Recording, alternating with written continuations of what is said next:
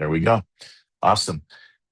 Hey, welcome you guys. We're going to try to do something a little bit new today. If you're joining us after the call, you're not going to get to participate. And this is going to be one of those moments where it's either going to be really great or it's going to be like an awkward small group thing. And I'm just going to be really embarrassed and we're going to move on. So if you want me to be really awkward and embarrassed, feel free to not unmute and just sit there and make it terrible. But we'd love for you to participate in that. And basically, what we thought we would do is really just take a minute here at the top of our call and actually just kind of ask you to share a little bit around what we're calling the big idea. Let me walk through our slides. Oh, before I get to that, I really need you guys to pay attention to this. We had to make a shift. And so I hope this doesn't mess up too many of you. But, and those of you that are new, we had to shift our dates for our Think Tank Live. And for those of you that are new, I won't take a lot of time. But basically, this is 2 days that we come to Vegas the last 5 years. It's for executive leaders and or kind of your executive leadership team.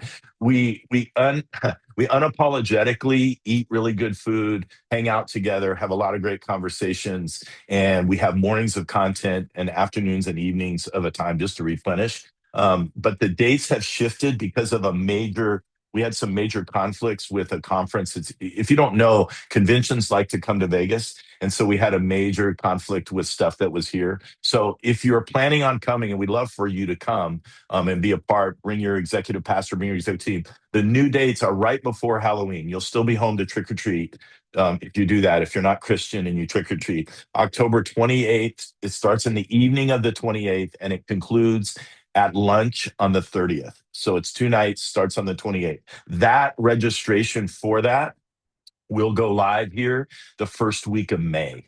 And so we're working on our rooftop dinner that we're going to repeat from last year because everybody loved it. We're working on all that. So it's later in October. We know that there's a little bit of conference season going on, but those dates will work well. So we'd encourage you to mark them in your calendar right now, even if you want to book stuff, and we will get you the registration as soon as possible. Questions on that? Excellent. We hope you guys can come. It's really super good time.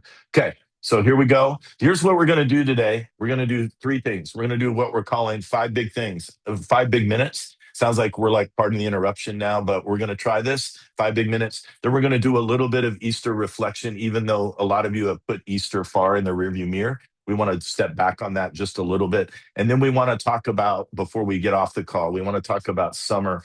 And what that can look like as not just a time of just kind of checking out, but actually making it potentially a catalytic ministry season or trimester, as we like to call it. So everybody with me? Thumbs up. There we go. Cool. All of you that are non-video on, shame, shame, shame. Hi, Becker. How are you? Thank you for representing the Seahawks today. Appreciate that. Here's what we're going to do in 5 big minutes. It's really pretty simple. It's basically, we're going to answer this question and you're going to unmute and kind of give it to us. I need you to do one thing. I need you to police yourself on brevity.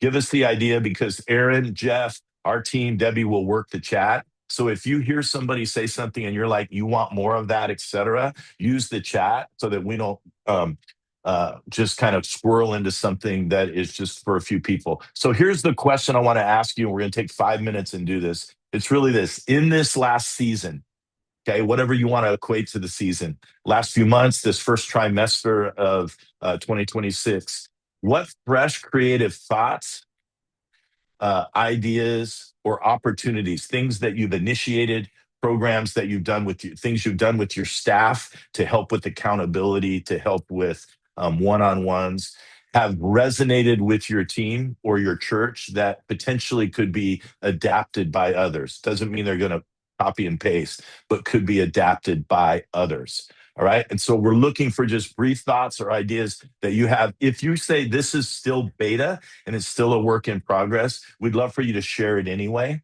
because we think that it could be helpful. Maybe other people could take it and run with it. Becker, I'm going to make you start. Talk about what you did this last week, and maybe it'll start spurring. Give it to us in 30 seconds, what you pivoted to. We did something called the Heart of Lakeside. We were concerned that we were meeting people and getting Connect cards turned in. and hoping that they would join a group and serve on a team, things like that, but really didn't own the DNA of Lakeside. And so we used our last service, the 11:15, during service, a Sunday that I was not preaching, to invite people to that. And we even couched it as we'd rather have you be in this gathering with me than attend church. So if you have to choose one or the other, but most people attended the 9:45 and then came to that at the 11:15. Great. A lot of you are doing stuff around connection. That's not rocket science, but I think what Brian's doing with calling the name of that is kind of interesting as well as you're looking at that. Somebody else, unmute and go. We do this thing after every single service for if you're new to the church, and we call it Connect Five. And this iteration has worked really well. We actually just do it at the very front, like right in front of the stage. We say it's like 5 minutes of your time. We're going to tell you five things about the church. And Love it. typically we have like 30 plus people every single week that come. And it's just a great way to like get to know who people are. And then we follow up with everybody by text and Love it. phone the next day. But we've had, over 1,000 people last year just come to the front and be So, known. Michelle, jumping on that, where are you pointing them out of that initial relational connection? A So lot of where, places or something specific?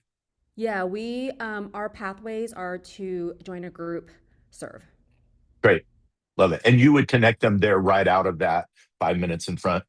So that's where we get them to fill out a card, and then we have like their personal concierge follow up. But the pull through rate is really high because that person has like met them there, and they know they're going to be followed up by like a real person. Love it. And so there's like significant phone calls that come out of that. But it's just helping to get real names and help people take a next step. Love it. That sounds a little bit like my famous Mario story that I've told on this call around Mario, the guy that works guest services, that said to me, if I sit with them, I'm responsible for them. And so basically, Mhm. he's a volunteer who actually works guests. But when he has a conversation with you, right, Michelle, then that sounds like that person then is doing follow up. That's awesome. Very cool. We would lose a lot of people and we said, go to this room or stay for lunch or right Mm, outside. There was something about being right in the room that made all the difference. I don't know why, but it made the sure. difference. And where are you at, Michelle? Are you in the Bay Area, right? We're in Costa Mesa in Orange County, California. Southern Cal. Got it. So SoCal. Great. Because again, I think as you guys hear this, there's a word on your screen right now that I want to make sure you see. It's the adaptation word. Or some of you kind of going, man, are we're struggling with our first step? Maybe something Michelle said might work as an adaptation wherever you are. Okay. We got 3 minutes. Somebody else hit it.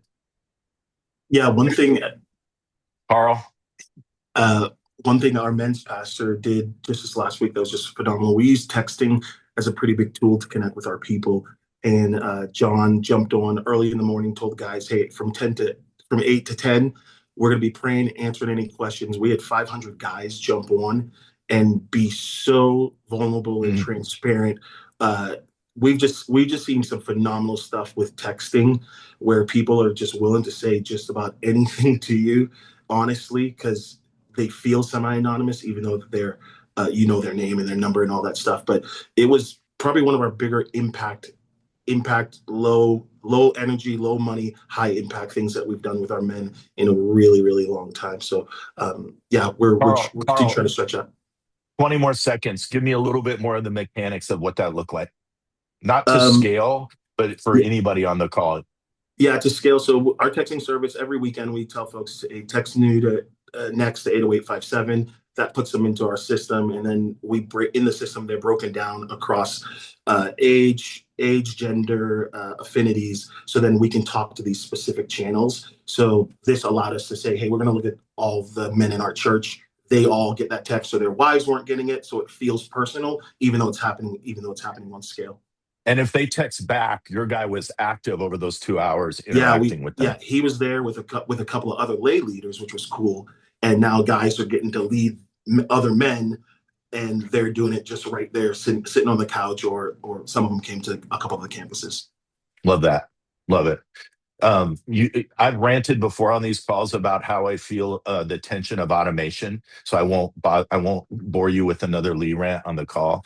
But I think Carl's example is a great example of how do we leverage technology without making it impersonal, right? Like, how do we take technology that can be very impersonal and how do we leverage it over so that it becomes personal interaction? I did have a conversation, and the name escapes me which church it was. Somebody has even gone back, and we'll see how it goes, but they're literally doing phone bank stuff. Like, they're literally leaving messages and just not like saying, hey, come to this. They're literally just going, hey, we're thinking about you. And they're going through their database on a regular basis and doing that. It's a little bit of the COVID thing. You guys remember that when we were in COVID and everybody panicked and said, we're going to call 5,000 people on our list and make sure they still love us and love Jesus. It's a little bit of that somebody's going. Okay, one more. What do we got? If you're last, you better be great. If you're not great, we're just going to kick you off the call. Hey, No I'll say pressure. something. I'll say something. Okay, I can't Evan, say here it's you go, great. bud. Here you go, Evan. I know, man. Here we are. No, we kind of beta tested it with Easter, a text that we're trying to hit people Thursday night with a text as they run into the weekend, personal message from the pastor they would have heard the Sunday before, inviting them back. So it's like, hey, they're planning their weekends. You know how people sometimes wait. It's like, what else can I have going on? So we're hitting them as they run into the weekend. We also strategically send out handwritten note cards to any of our first-time visitors. And the goal is that those cards are hitting their mailboxes on Saturday. So we know about 48-hour turnaround for us, local mail. And so Saturday, hopefully they get in the mail another form. So they get a text Thursday night, Saturday, get a card in the mail, and it's inviting them back, incentivize. They get a free donut at the coffee shop, things like that, try to incentivize them coming back. But man, I know those aren't necessarily new things, but that's good. We've seen some good turnaround with both of those things, and they're very personal. So that's the goal of it. Love it. Thanks, Evan. You didn't suck. You did good. You get to stay. All right, thanks. Appreciate it. Hey, as we transition, let me give you 1, 2, or 3 that I had written down in case there was the void that we had to fill. Number 1 is very simple, but a church I was working with was telling me about this. Basically, when someone joins a team and they're going to come serve for the first time, one of the things that they put on the serve form is favorite Starbucks drink. I know this is really cheesy, and when they show up for their first serve in the kids area, that drink is waiting for them. And so there's little touches, right? They used to have this thing. I think it was, I can't remember who it was that talked about it in Unreasonable Hospitality, how there's a power behind doing the philosophy of one more thing, right? It's like one of those things where you go, what is that one more thing that actually cements the environment and cements that commitment? And so for this church, they feel like that personalized moment when that volunteer shows up for the first time is huge, to hand them their dirty chai latte or whatever it is unexpectedly. So that was a really, really big deal. The other thing I'm seeing is churches that are uncomplicating development. One of the things we're going to talk on this call a couple times over the next 6 months is the conviction that our team, myself and our team, has around sort of how development has waned a little bit in the midst of momentum. How are we developing volunteers and leaders? And so one of the things we're seeing with development is people going back to things that are simple and uncomplicated, where they're a lot of you guys get the Monday Fuel on Monday that we send out. A lot of teams are taking that and just forwarding it to volunteers or using that information. And so they're starting to go, we can communicate with volunteers without having to have a meeting or a team night or any of those things, which are awesome. But how do we actually do some creative, just resourcing people in a really quick fashion? So that was one of the things that we saw that was pretty powerful. That was are some of the big ideas. Cool. Hopefully that's helpful. We'll see if we'll do that again, but it's pretty cool. Forgive me because we're going to go backward in time to Easter really quick. And we're going to talk a little bit about Easter. So if you're like, yeah, Lee, that's so last year, we're going to talk about it a little bit. Here's the question I want you to ponder as I riff a little bit. And maybe some of our team will jump in because I'm going to ask you to unmute. We're looking for a little more interaction today, maybe than normal. And if you want to be vulnerable enough to say good, bad, or otherwise, right? What did Easter reveal about our church that you couldn't see any other time of year? Was there anything that was revealed there around that? And then let me talk to you a little bit about Easter as what we call a lag indicator. One of the things that's interesting about Easter as an actual big Sunday on our calendars is that if you've been in seasons, and all of us on this call have probably had them, where maybe things were a little flat, maybe things are a little stale, maybe you're even backing up. A lot of times we viewed Easter as sort of that moment to give us a shot in the arm or be a spark plug towards something that will help us, right? Maybe we even need it personally. Like, man, I'm dying here. I just need a big crowd to show up so I can go forward. That's fine. I don't think that we would say that's the healthiest way to see Easter. And one of the things that I think we've noticed this year is in most cases, the growth that potentially you experience from Easter to Easter over the last 2 or 3 years post pandemic, in a lot of cases, and I want to say this across the board, that slowed a little bit. We did not get people checking in going, man, we grew by 20 or 30% over our last Easter, which we had seen a lot of in the previous years. Most, if this helps you at all, most of the churches that we work with were somewhere between 5 and 10% growth Easter over Easter. And we even had some that are growing on a week to week basis, but didn't really see an uptick from 2025 to 2026 Easter. That attendance actually remained flat. And so some people were like freaking out about that. But let me give you a couple thoughts and then I'll open it up for conversation. Number one, going back to that lag indicator idea, is we need to understand that, Easter didn't show you, like, if you're going to be healthier as a team or organization, it doesn't like show you how great we are. It really is more of a factor of how intentional were we in January, February, and March, because it's a lag indicator of a lot of that work you were doing. So where you had Easter happen, it kind of feels like, okay, maybe things have shifted a little bit, because even the way our team approached it was not like it's the end all be all, but a little bit more of it's really a revealer of the work that we're doing. And I would say that probably works both directions, you guys. In the sense of, I want you to be optimistic and positive. Like, man, it was great that we did all this work around, like Michelle was talking about, the guest process and all those things. That's great. But it can also work the other way, that if you saw things on Easter that were a little disappointing, I'm not talking about attendance necessarily, but just team behaviors or team processes or structure, it's probably more of an indicator of where we may have missed it over the last few months in preparing for that to happen. So I would love for you to think about Easter. I know you're moving on already, but I think it wouldn't be terrible, even if you've already debriefed with your team and done all of that, for you as a leader at the top of the organization, to make sure you don't lose those reflections on lag and what that looked like. One other thought is this: what you may be experiencing, if you are being more intentional, is something that we've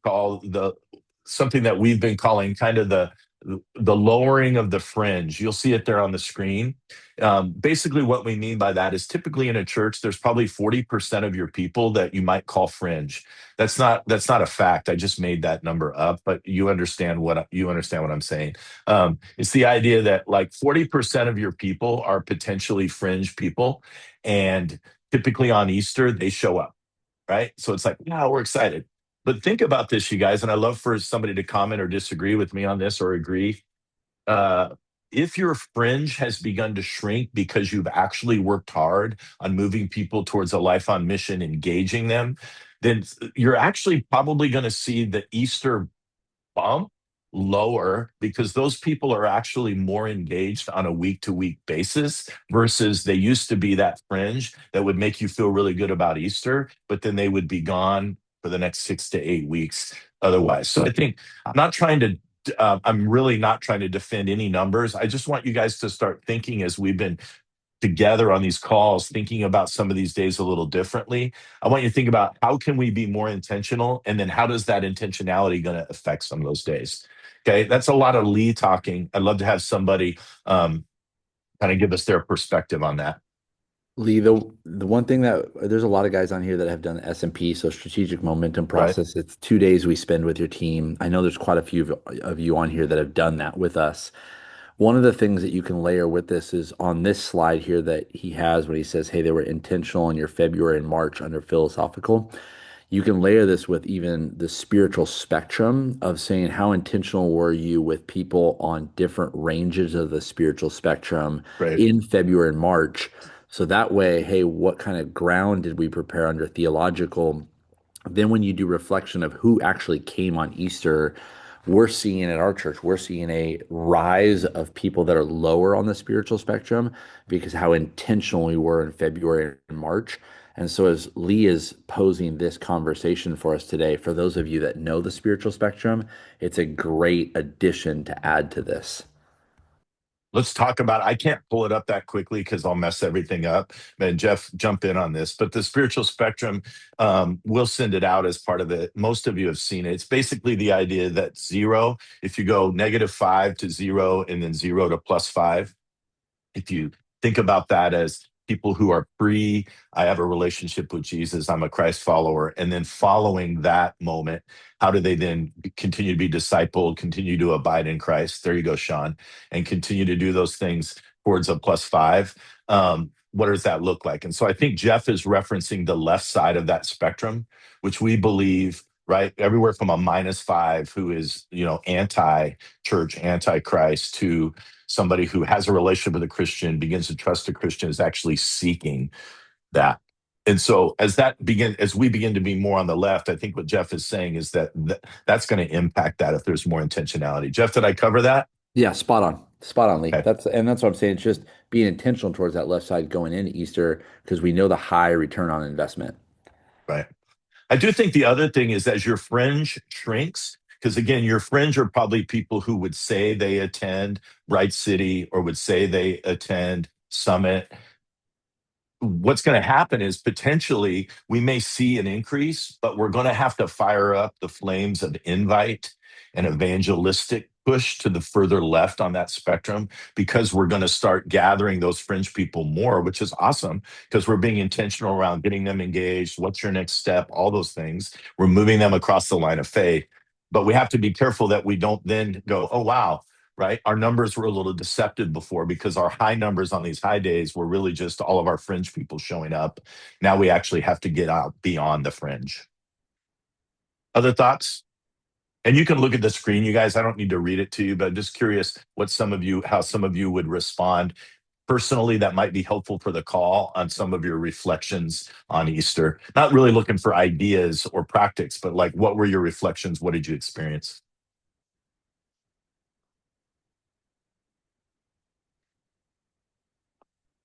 Taylor, can you speak to what you guys are doing that I think came out of Easter with your Slack channel with guests?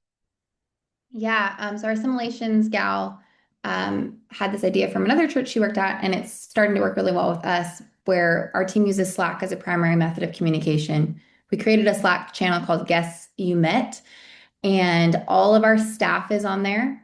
All of our people who are like lobby hosts, like floating in the lobby, those sorts of people who are trying to be proactive in meeting people. Anytime you meet someone, you drop their name, a short description about them, something you learned about them in the channel. What it's done is it has increased the intentionality of our team actually being proactive to meet people, because we're seeing the names pop up and Guests You Met, and we're like, oh, I got to go meet someone. I got to go meet someone new. So we're seeing a huge uptick in being able to. Little FOMO. Yeah, exactly. Seeing an uptick in how many people were identified as first-time guests. And then we're actually starting to retain those people on a higher frequency. We're seeing those people come back to week. Of course, not all of them, but we're seeing a good rate of return. So that's been really cool. One of the things Taylor and I have been talking about with Sean as they've done that is how do we then somehow formally connect those drops with people who actually self-identified in the pathway, right? So we would want them to also, scan the QR code or do whatever. So how do we connect those so that then we can move them towards an intentional next step? And so that was kind of an Easter reflection we had from their experience. When you think about your teams, was there anything that you felt like you would share with this and be vulnerable and say, this was really a miss on our part that I would hate for other churches of any size or scale to have missed, as you reflected back and did something like, man, we missed it here? I'll say this, Lee, and whoever wants to share. One of the things I'm noticing on our team is the things we think are old and kind of basic blocking and tackling, and like, man, do we really have to do the same? Do we really have to tell people to invite? Do we really have to do that? Like, they work. And our team, just to be transparent, is getting tired of that sometimes. And it's like, but our people are not getting tired of seeing life change and seeing the invitation happen. It's just if you've been on staff for 10 years and you've done that 10 years in a row, it feels like maybe we should do something new and different. And it's like, Right. be careful. I'm not saying just, don't start anything new, but I think that can be a miss sometimes on a team is just get bored with the basic blocking and tackling, which is the really important stuff that is just your So good. go-to stuff. I think that's timely, Brandon. Uh, in the Monday Fuel, might have been this week. I think we wrote about this idea of like the Mount Everest summit. If any of you read it or saw it, if you haven't read it, it's that idea that Brandon's kind of speaking to of like, we love the summit experiences, which are awesome, right? And Easter in our worlds would be like a summit, like we're scaling it. But most of the work we do kind of happens in base camp. And if we're going to have a great experience at the summit, the work has to be done in the base camp and the preparation. And sometimes the base camp can feel really boring and mundane and ordinary and the rhythm of the same, right? But if we don't do the base camp stuff, that's what gets people killed on the summit. That's a little strong, but you understand what I'm saying? So even you guys popping in on here, I was thinking about it, even writing that. It's like, this is kind of base camp work. And sometimes it's not that exciting to pause and do that. But man, I would even say for your team, as you reflect on Easter, as you look at Easter as a lead indicator, what are the things that need to become part of your base camp from being up on the summit? What are the things that you learned at Easter that like, this shouldn't be an Easter thing. This should just be an us thing, right? I think Taylor's example of we're picking out guests is kind of like, that shouldn't just be an Easter thing. That should be a base camp sort of behavior that we are a part of, right? I would add to that too. Our team also adopted kind of a new mentality with our parking scenario. We have pretty rough parking in a downtown kind of district that we're a part of. And so instead of trying to rush and cram that in at Easter, we spent a couple months prior to that trying to get our parking squared away, which is a really frictionless process with people, and found that by the time we hit Easter, that system was humming and it felt like it was kind of, to your point, Lee, it was part of who we are. It didn't feel special. And so I think that's a mentality shift we've been starting to have, is less about how can we make Easter the wow factor and more how can we build systems leading up to Easter that are going to stick with us. And that's just been a huge shift that's been really helpful. Somebody communicated it this way. They said, as we become more intentional on a regular basis, not just with your weekends, but just how we're doing things, Easter feels like a weekend on steroids. So it still has that extra pop and that extra attention, but it doesn't feel like we're accelerating way further than we used to. And I actually, I think obviously you have to do the proper assessments, et cetera, but I actually think that would be a great lag indicator of we've raised the overall temperature of the team so that these bigger days don't feel so overwhelming or so big.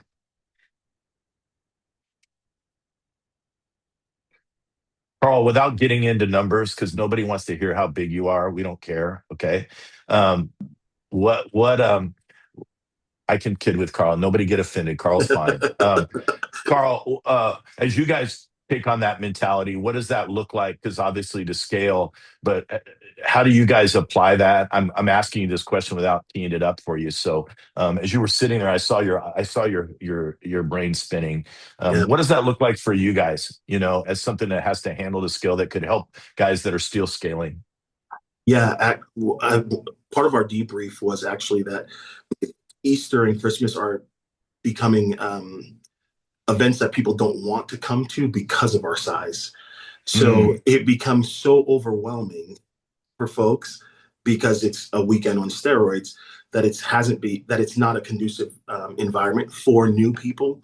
So looking towards 27, Paul, our creative pastor, is really thinking about how we make Easter truly for guests, where we're thinking through, seating and like who can't save seats, where volunteers go. And it's like, hey, you're going to go to the satellite site, but really emphasizing for guests where it's like, if they're only coming twice a year, but then they have to sit in the lobby because there's not enough seats in the auditorium, that's not a great experience. And we wonder why we don't see them again. So our plan is to get very, very first time, or Christmas and Easter person specific.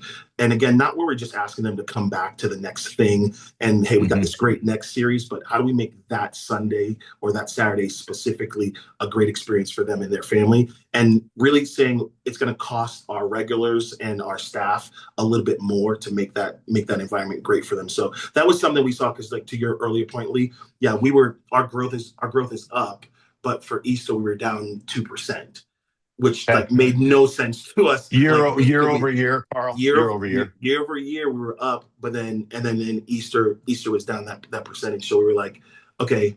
And jumping into some comment cards and different things like that, we were hearing a lot of that stuff from people, Yelp reviews, Google reviews, who were like, hey, it's a zoo. I don't want to come to a zoo. So we're trying to get the animals under control next Easter. Love that. And again, whatever scale you are on this call, right? Obviously, Carl is at a larger scale, but like I know Jessie, I kid Jessie, she's here locally, and we called her the czar of Easter where she was, and they're 200 or 300. But for them, because of the size of their building, the size of their parking, their space, they had this same thing, right? So people can experience, even at a few hundred, chaos, or as Carl called it, the zoo, if we're not very aware of what that looks like. I'd have to process a little bit that, Carl, but that's pretty interesting to say. If we're not careful, can we create an Easter that even our own people don't want to come to because it's too insane? And some of us probably get on stage and create and contribute to that. It's going to be crazy, and it's like we're trying to be optimistic, but we may be actually sending some other messages that we weren't aware of. And how do we actually deal with that? Okay, cool. Awesome. Last thing, and then we're going to move to the next conversation. If you had any kind of guest retention, connection, identification, here would be our encouragement. And we've said this every time, but you need to go back to who's ever responsible for that ongoing thing. And do not do the one-time follow-up with your Easter guest. Hear what I'm not saying. I'm not saying they should be getting a text every week from Visitor Reach. Okay, that's not what I'm saying. I'm saying I would encourage you to put them in what we might call a queue or a cohort, or however your CMS works, and have your person very intentionally for the next 90 to 120 days, at the right moment, reach back out to those Easter guests and apply an invite to something. For example, a Mother's Day might be the next opportunity to invite them to come back to a gathering. So how can you specifically reach out to those who came for the first time on Easter and get them back to something like a Mother's Day that's a big thing? So don't just do your follow-up and then leave them and say that was fine. Keep those Easter guests in a queue, sort of like a special VIP group, and on the right way, in the right intention, give them another follow-up over the next 3 to 6 months at the appropriate time. All right, that they would be in there. All right, we're going to hard pivot for the rest of the 15 minutes. You're going to get all of these slides, so we didn't go through all of this. I want to talk to you a little bit about summer. So we talk a lot at Growmentum about trimesters. Rob does trimesters. Becker, how many of you guys do strategic planning in trimesters? Raise your hand in the little Zoom box. Great. Some of you do quarters. Some of you are still working on it. You don't do it at all, or you just have a year plan, and that's all fine. We like to approach things from a January to April trimester, T1, which includes New Year and Easter typically. Then go to a T2, which is from May to August, which is summer months, which has a different flow. That's what we're going to talk about for the rest of our time. And then T3 in a year, and this would be calendar year, would be September through December, which would include obviously your fall push, whatever that looks like, and holidays would be part of that. And so if you're a team that's running some focuses for the year, those are going to be year long. But what we always encourage is for you to dial that down into quarterly or trimester objectives for your team. Some of you are running rocks, some of you are running Big Six, some of you are running other formats of this same idea. But I want to walk you through a typical format. You adapt it the way you want. My main focus, or our main focus today, is, I'm just going to say it boldly, you should not, nor should your team, mail in the summer. Okay? If you're on the call and you're saying, yeah, people don't come during the summer, I would say, okay, but I would also back up and go, what are you offering them during the summer? Because, and this is just us here talking, but if you're putting your C or D level team communicators on stage and your worship team is, basically auditioning, and then you go, yeah, nobody comes during the summer, I'm not sure whether it's the chicken or the egg at that point, right? And so it's like you're signaling to them it's not important by what you're actually doing. Now, again, summer is summer. All of you need to do that. And you can see on the right-hand side of the screen here where I've got kind of some application around that. I just want you guys to leave this call and to be motivated in the 6 weeks before you get into the heart of June, July, and August. What are you doing to leverage the summer trimester so that when you get to the fall, you have momentum in place? There are actually things we would argue you can do during the summer as far as gaining ground with maybe some systems or some processes that in the heat of the new year, in the heat of the fall, there is no margin. So what are you doing? So look on the right here, you guys. I said, number one, acknowledging replenishment. If you're not replenishing, some of you may have study breaks, sabbaticals. Awesome. Do that. Replenish. What are you doing to genuinely and intentionally restore your church and your team? The only caveat I would add to that is don't assume your team going on vacation is replenishing them. Potentially, as their leader, you need to put some informal things in place throughout the summer as you have gaps for them to replenish. Maybe it's the surprise day off on a Wednesday that you just say, this is a replenish day. Maybe there's some strategic things you do that encourage and model replenishment, because some of us have been guilty in the past of, as the people in charge, we can go away for 4 weeks and then replenish. And in the midst of our replenishing, our team is doing more heavy lifting because we're off replenishing. So how do we balance our replenish with actually giving them space so that they don't come back into the fall and Rob's all fired up and they're tired because Rob's been gone 6 weeks getting fired up?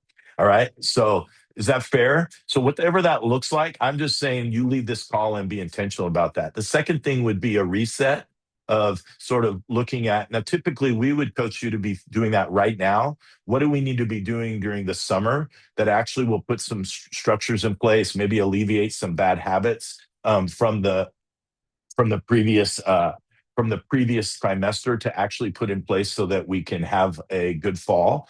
So there's some reset there, and then a repositioning, right? Because keep in mind, we've all been guilty of it. Like you come back in August after a break and like it's time to go and everything's crazy and we haven't positioned correctly. So I would sit down with your team, and we would encourage you as Growmentum team to sit down with your team and literally go, what are you going to accomplish this summer so that we can hold some accountability, replenish, reset, and reposition. We do it through rock setting, but here's some questions for you to ask. What does genuine replenishment look like? What's one thing you did last fall that carried you into this fall? You did last fall that you're going to have to carry in, that you need to really think about. Does that need to be repeated, or does that need to be adapted or changed? And what's one repositioning priority that it could happen during the summer? If you're lacking anything else as far as planning, you can at least do those 3 things. But we're going to go a little deeper here. Okay. And this is for those of you that are in this is going to be really helpful. For those of you like this is curious, it might pique your interest. This is how we set objectives for each trimester and how we help your team do that. And basically, we've done this in the last few weeks with a lot of teams. Those of you that are sitting here staring at me going, why don't I have this? Taylor, I see that look on your face. You will have it, okay? But it's basically, you should sit with your team and go, let's look at this first trimester, even if you don't call it that.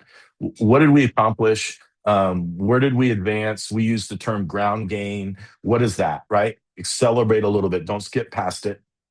Then do some acknowledgement of where we might have fallen short. Rob and I did a little bit of this with his team yesterday before eating Korean barbecue, but it was really good. Be honest about that. Last 10%, where did we do that? And then what do we need to carry forward into the summer that needs to have attention going forward? You guys tracking? I know I'm talking a lot. I'm fire hosing you, but just stay with me and then I'll pause and give you a second. So there's really 3 types of rocks that you should coach your team towards.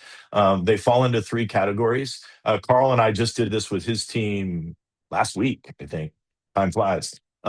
Basically, if you are working on any initiatives for the year, or if you've identified 2 or 3 initiatives for the summer, they would be what we would call focuses. These are overarching. Like these are like, we're focusing on this. Rob, for example, they are opening a ministry headquarters that's going to be kind of they don't have a permanent space. And so part of their focus is how do we prepare to occupy that space and to leverage it for ministry, for organization, all of those things. Because they're going to walk into that space in 3 or 4 months and not be prepared otherwise. Cool? You guys tracking? So if you haven't determined what those focuses are, you should. If you have, the question you should be asking your team to at least filter is, what do I need to do this summer that would directly or indirectly focus on that? They may say nothing. They may say nothing, and that's okay. If you agree with that, like, yeah, you don't need, there's nothing you need to do specifically to that. Cool. I just want you to make sure that they're asking that question, right? We're launching a campus in August. We're launching Rooted. We have some missional thing that we're doing. You know, what role they should be asking, do I need to be doing anything this summer in my role, ministry, or responsibility that's going to help that be true? You guys tracking? Okay. Then you go to the second question, which is what specifically tied to their ministry or their department or their role. Hopefully it's indirectly connected to the focuses. And you ask them for a couple things there that are like, what are you expecting to accomplish? Okay. And they don't all need to be accomplished in the summer. Check it here. We want them to also be doing work that's going to pay off in the fall. Right. So it's not, what are you doing this summer? I'm taking 20 kids to summer camp. Cool. But maybe a better objective for the student ministry is, how am I spending time with potential leaders and resetting my leadership team headed into the fall so that I'm fully empowered with 6 brand new leaders come September 1st with student ministry? Makes sense? That's a rock. So rocks are not just what they were going to do anyway. It's what is it specifically that I'm going to do? And then we threw this one in and I like it. It's just giving them one personal rock. Just means, is there something you're going to do over the summer that's actually going to be beneficial to you as a leader, as a person, as a Christ follower, that actually, spiritual leadership, health, whatever, and that they would want to kind of be held accountable for in that way. So this is one way of doing it. You might have your own way of doing it within your organization, and maybe some of this will help. But right now, April 22nd, is when you need to be thinking, I've got that staff meeting next week. We probably need to scrape the agenda around who left the door open and how do we get more storage space and and actually go, we need to set some priorities, rocks for our summer trimester. Okay. I'm going to pause because I fire hosed you. Anybody want to add to that from our team or ask questions out there in this world? Becker, I'm going to pick on you again before I open it up because you're easy to pick on. One of the things Brian and I have talked about is he's got some big initiatives, capital campaign coming. So one of the things he's working on is getting his team back into this format. So if you've got big things, building things, what you're probably going to see is some of this will leak. Right? Is that true, Brian? You want more than a one-word answer? Yes, it will leak. We basically threw out our rocks because we were trying to get the capital campaign launched, and we're like, that is our rock. But a lot of stuff is happening. Sorry, a lot of stuff is happening at church besides the behind the scenes of getting a capital campaign launched, and so we needed to reset, and that's what Lee helped us with this week. And again, if you're out of funk with the system, I would say to Brian's point, don't, that's fine. Just reset, just go, let's go right now. And let's just get this stuff in place and start going, right? It's like an opportunity for you to put a new habit in place. All right. Other thoughts or questions? Yes, please. I had a question, Lee. Are the personal rocks, are they individual or are they organizational mostly? The personal rocks we would call individual. They would be like, hey, I'm going to read 3 books this summer on being a better communicator. I would keep them not organizational, Patrick. In our format here, it's like, what are you doing personally to get better as a leader, Christ follower, parent, etc. Is that cool? Does that make sense? That's fine. Yeah, thank you. Other thoughts? Yeah, Lee, we call our cause we do this as you know, but we call our Yep. focus rocks our work on it rock, and then Yep. our ministry rock work in it, and then personal rock. So that just helps us. Again, hear me say, and Rob, thank you. Like, this is the format we encourage. You adapt it the way you want. But if you're looking at this going, we got none of it, then I would say, okay, where do we begin? Where do we have a conversation? Rob, keep going, bro. Yeah, I'd say the challenge we have is, we ask everyone to put it on a Google Doc that we all look at and comment. The challenge I have is I can go a whole quarter and not even look back at anyone's Mhm. rocks, and then I go, oh Right. yeah, how's that going? So that's the challenge I have, is to keep people focused on it, challenged, and checking in on it. Right. One of the ways that's just super practical on your meeting agendas, and teasing a little bit, Kay, who's not on this call, is working on a whole ministry suite of stuff that will go along. If any of you are on our strategic dashboard, if you go on there today, there's probably some tweaks, if you haven't been on there, that he's making. And one of the things we're working towards Rob's issue, is where you can literally enter in everybody's rocks or objectives and hover over their name and be able to see those on the strategic dashboard, right? But very practically, and where Rob will do this because he's great at the organization, is any of your meetings probably should start with some kind of ground gain conversation, right? The first 5 minutes of like, what are we celebrating, wins, ground gain, and should be followed by, if you're doing rocks or big six or anything, I would put that at the top of the agenda and go, hey, let's just walk through these really quickly, right? Like, where are we with them? And if it's not a habit on a weekly basis, at least on a monthly basis, though I would call it a weekly basis. Because here's what happens. Let's say Rob has a rock around, I'm going to develop, a process for leaders to get onboarded from our first 5 that Michelle was talking about, right? But Michelle needs to have that check-in with Rob every week to go, are we on track to making that possible? And if Rob says I'm not on track, Michelle would say, do we need to pause or have a conversation or put something on the agenda that can get you back on track? So with all your other agenda items, I would encourage you guys on the top to go ground gained. Where are we with our objectives that we said we were going to do, and just copy and paste that template all the way through your current meeting agenda that you're using. Thanks for being a guinea pig, Rob. I appreciate it. We're almost out of time. You're going to get this in the email that's going after, so there's a little bit more information on here around what that can kind of look like. Do not get blown away. Do not send this to your team immediately and say, we're setting rocks. Like, everybody breathe. But I do think minimally you should have a time with your team before everybody runs to the hills and go, summer matters. Summer really, really matters. And we need you to be thinking about what are you accomplishing during the summer? And we need to record that. It needs to live somewhere so that we can keep those things going. Okay, 2 minutes. Questions?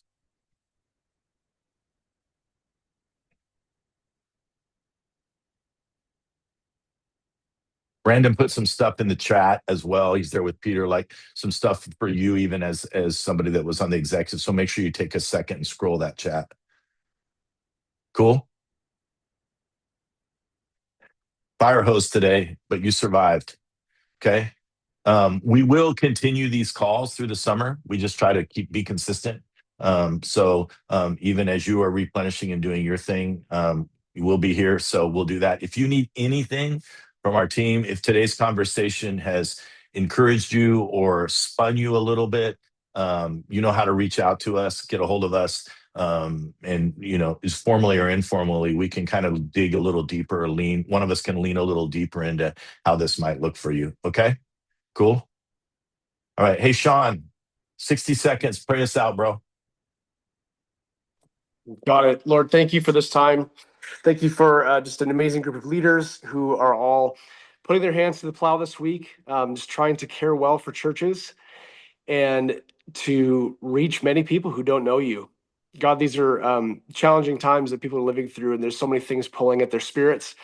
And so we just ask, Holy Spirit, that you would draw those to yourself that we're meant to reach and to minister to.